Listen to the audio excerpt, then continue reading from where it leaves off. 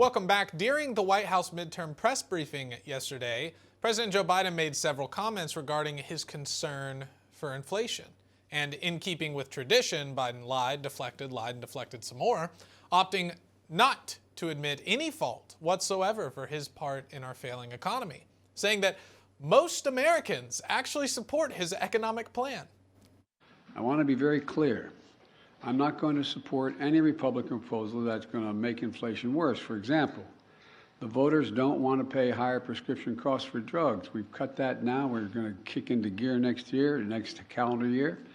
And I'm not going to walk away from the historic commitments we just made to take on the climate crisis. They're not compromisable issues to me, and I won't let it happen. Well, that comes as news. Most Americans love Joe Biden's economic plan, apparently. Multiple Pinocchios for Joe, because a CNN poll found 63%, in October, 63% disapprove of his handling of the economy.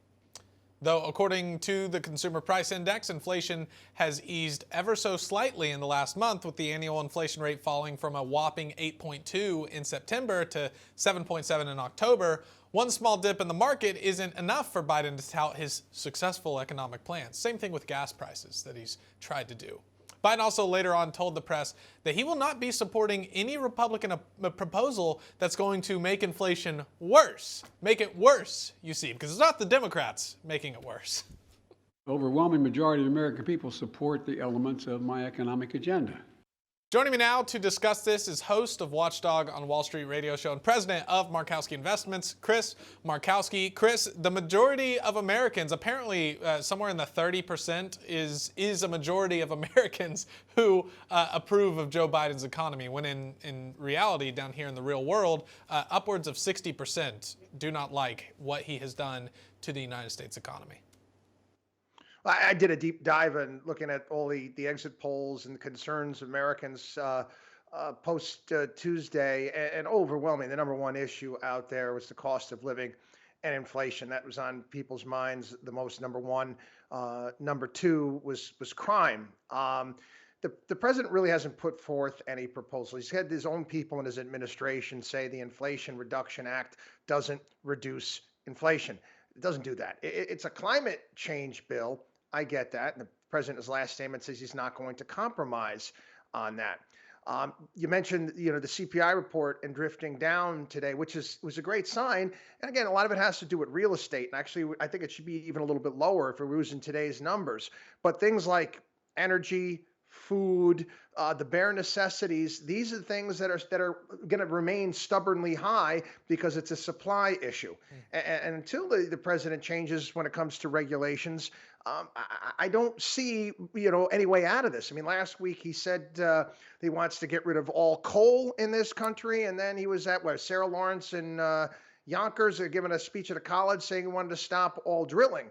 This is not going to bode well for inflation by any stretch.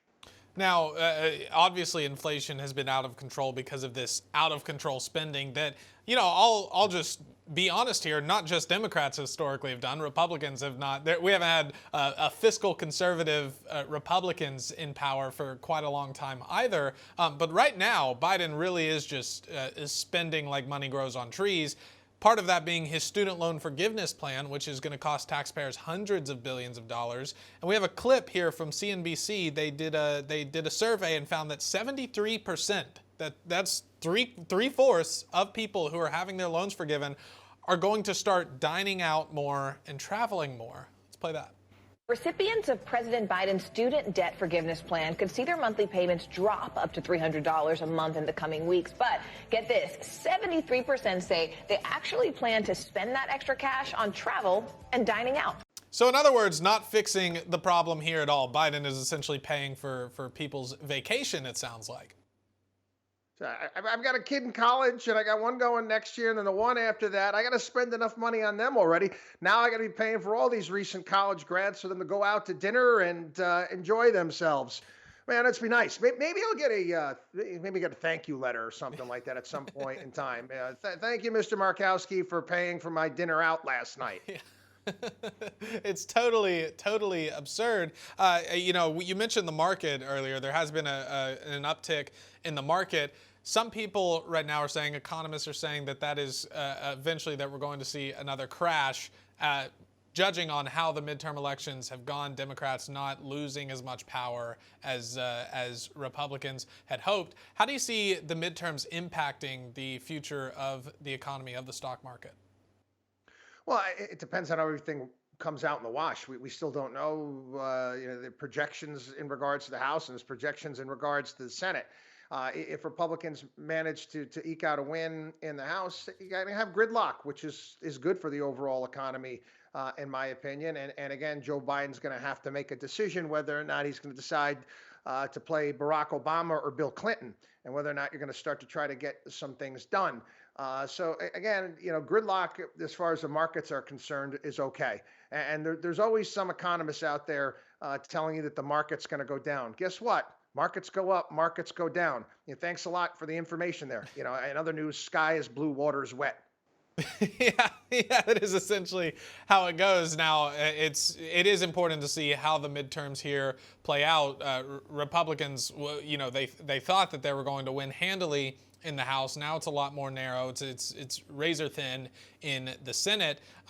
If Republicans win, though, hopefully they will pump the brakes on spending. If they take back Congress, they'll pump the brakes on spending, because right now Biden's on pace for $1 trillion budget deficit in 2023, and we are going $2.7 billion more into debt every day. Every day, $2.7 billion racking up on the United States credit card. Hopefully, are you optimistic with a Republican Congress that will be able to pump the brakes on that? No, I'm not. They haven't done it in a long time. They say that they're going to do things and they don't follow through. And again, it's going to be somewhat difficult based upon who's in the White House and also what happens within the Senate. But yeah, I would put the kibosh on raising the debt ceiling in a perpetual manner. There are some things you can do to force their hand when it comes to this. But one of the reasons why, in my opinion, Republicans did so poorly is, they did a great job of pointing out all the problems in the country, but they didn't offer anything to go about fixing them or what the alternative was. And that's the issue. It's easy to say, hey, look at the crime over here, or look at the spending, or look at the inflation here. Well, what are you going to do about it? And that's why they lost. And that's why I never thought there was going to be a red wave. Yeah, a lack of discipline. Chris Markowski from Markowski Investments. Great to have you on the show. Thanks for being here. Pleasure.